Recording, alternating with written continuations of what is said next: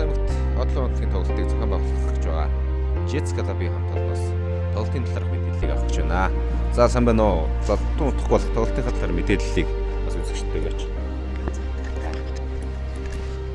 За манай Jets Club-ийн одоо хоёр дахь зохион байгуулж байгаа хоёр дахь тоглолт маань 2023 оны 5 сарын 19-ний өдөр Outlaw хамтлагийн тоглолтоор үргэлжлэн зохион байгуулагдах гэж байна.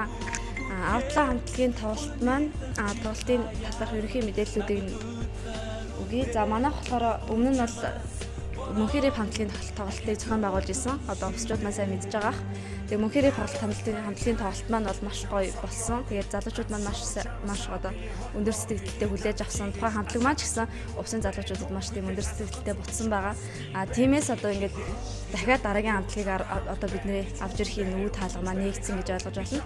Ер нь бол манай клубын зорилго бол ингээд Улаанбаатар хотоос ингээд аслагдмал байдаг. Тэгээд нөгөө залуучуудын хувьд бол чөлөө цагаа зөв боловсон өнгөрүүлэх, амьдралынхаа одоо тийм салшгүй нэгэн сайхан дурсамжийг бүтээх ийм боломж маш хомс байдаг учраас ийм боломжийг залуучуудад одоо бий болгох бас нэг орчин үеэс одоо нөгөө хөл нийлүүлэн алхах ийм боломжийг нээх ийм зорилготой үйл ажиллагаанууд маань ингээд үргэлжилж байгаа. Цаашдаа ч гэсэн ер нь бол сардаа нэг удаа дор хаяж 2 сардаа нэг удаа ч юм уу ингээд хамтлаг дуурсан тоглолтыг одоо байнга зохион байгуулах, тогтмол зохион байгуулах ийм зорилготой байгаад ажиллаж байна. Тэрний одоо маань дараагийн маань тоглолт бол ингээд Outlaw хамтлаг маань болж байгаа.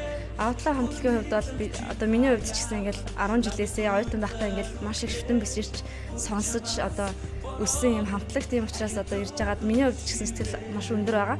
Увсчууд маань ч гэсэн залуучууд маань ч гэсэн адилхан сэтгэлтэй байгаа ах гэж бодож байна. Манай тоглолтын хувьд бол такс нь 28,000 төгрөгөөр худалдаалагдаж байгаа. Өмнөх тоглолт маань бас муу адил байсан. Одоо ер нь бол ингээд нэг жишгт оруулаад ингээд цаашдын тоглолтуудаа ингээд зохион байгуулах бодолтой байгаа. Урд нь мөн үдсэн хүмүүс мэдж байгаах манайхаа сеттэй ширээ гэж захиалга авч ирсэн. 6 ширээний захиалга авдаг байгаа. Энэ маань мөн адил үргэлжлэн одоогийн байдлаар бол ингээд 2 ширээний захиалга маань ирсэн байж байна. Тэгээд ер нь бол нөгөө багтаамжийн хувьд ч тэр Outlaw хамтлагийн тоглолтыг үзхийг хүссэн залуучууд бол маш их байгаа ах гэж бодож байгаа. Гэтэл манай нөгөө клубын маань одоо багтаамж хангалттай одоо биш учраас тэгээд такса манай залуучууд маань ингээд урдчлаад одоо захиалаад аваарай, яарвчлаарай гэж хэлмээр байна. Тэгээд багтаамж одоо такси маань тавал хязгаартай шүү гэдгийг бас анхааруулж хэлмээр байна. Тэгээд одоо энэ хамтлаг дуучдыг бас Ус аймагт ингэж авч ирэхэд бас ямар шатаамжлах одоо саад бэрхшээлийг даван туулж иж тэрийг авч ирлээ. Урдын бас тэр бас ингэж хүндэрдэг бас товор байсан шүү дээ. Тийм. Ер нь бол нөгөө нэг маш их яриаг өөрөө олж ижил. Ер нь бол манай нөхөр бүх зүйлийг ингээд нөгөө нэг ягаад энэ хамтлагтай ингээд тохирчлаа. Одоо ингээд авчирнэ гэж. Ер нь бол хамгийн одоо хэцүү асуудал бол манайхын нөгөө маш хол гэдэг. Зайнууд 1300 км гэдэг бол ас хол шүү дээ.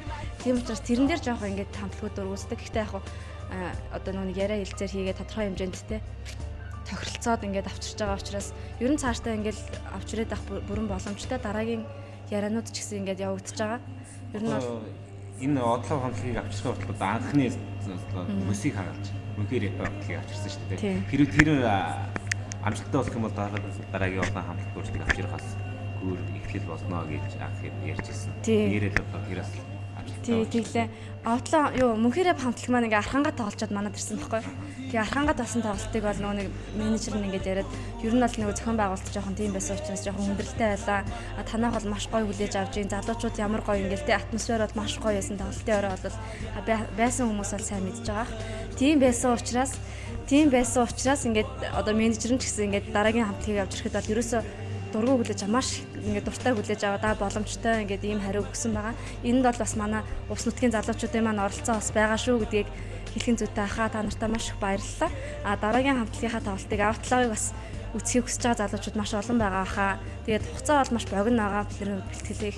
Тэгээ өмнөх тоглолтын дээр бас алдсан онсон зүйлүүд мэдээж байгаа зохион байгуулалтын үед.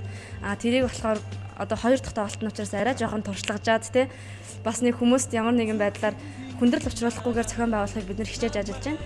Тэгээд 5 сарын 19-нд болох Outlaw хамтлагийн тоглолтонд усын залуучуудаа урьж байна. Тэгээд өргөнөөр ирж үзээрэй гэж урьж байна. Нэг одоо ингээ Outlaw хамтлагийн хувьд бол маш гоё ингээ дурсамжл бодогддог. Ингээ нэг 10 жилээс хойш оюутан цагийнхаа ингээ маш гоё дурсамжаар аялсан нэгэн өчийг хамтдаа өнгөрүүлээ гэж уриалж байна.